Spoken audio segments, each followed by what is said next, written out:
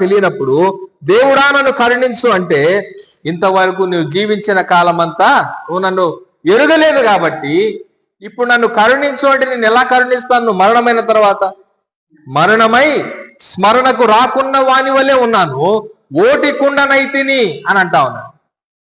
మరణమై స్మరణకు రాలేదు, దేవునికి జ్ఞాపకంలో లేవు అని అంటా ఉన్నాడు. దేవుని వాక్యం సెలవిస్తా ఉంది.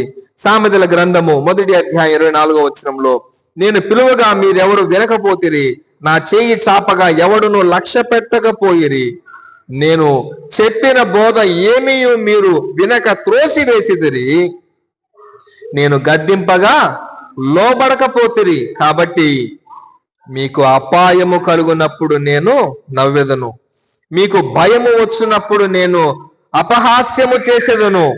భయము మీ మీదికి తుఫాను వలె వచ్చినప్పుడు, సుడిగాలి వలె వచ్చినట్లు మీకు అపాయము కలుగునప్పుడు, మీకు కష్టము దుఃఖము ప్రాప్తించినప్పుడు నేను అపహాస్యము చేసేదను. అప్పుడు వారు నన్ను గూర్చి మొరపెట్టుదురు గాని నేను వారికి ప్రత్యుత్తరం ఇయ్యకుందును. నన్ను శ్రద్ధగా వెతికెదరు గాని నేను వారికి కనబడక ఉంది. హల్లెలూయా. ఈ మాటలు చాలా భయంకరమైన మాటలు. ఎందుకంటే దేవుడు ఎంతో ఆవేదనతో చెప్పే మాటలు ఇవన్నీ.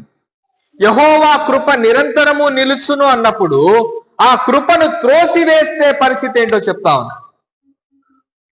యెహోవా కృప నిరంతరము నిలుచును అన్నప్పుడు ఆ కృపను త్రోసివేస్తే నీ పరిస్థితి ఏంటి అని ఇక్కడ మాట్లాడుతా ఉన్నాడు. ఏమంటున్నాడు ఇక్కడ?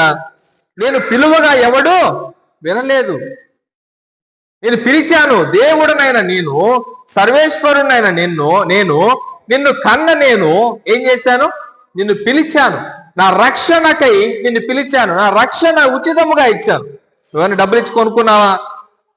నువ్వు డబ్బులు ఇవ్వలే. నా రక్షణకు ఇంత డబ్బులు నువ్వు జమ చెయ్యంటే ధనవంతులు కూడా చెల్లించలేరు ఆయన దగ్గర.